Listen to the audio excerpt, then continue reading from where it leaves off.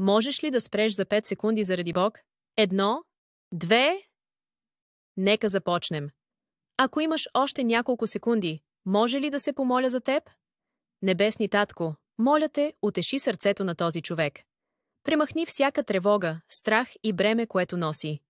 Напомни му, че ти си го довел тук не за да се провали, не за да бъде сам или да се откаже.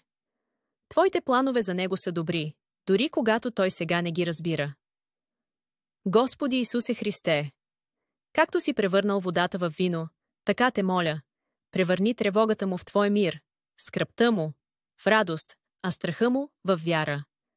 Може би сега той не разбира през какво преминава, но се моля един ден да може да каже: Господи, благодаря Ти, че използва бурята, за да ме изградиш.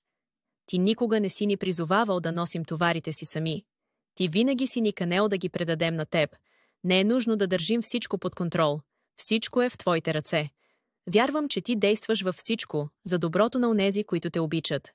Моля се всичко това в името на Исус Христос. Амин.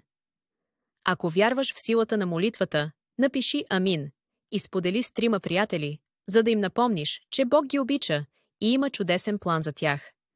Натисни линка в профила, за да се присъединиш безплатно към групата за ежедневна молитва.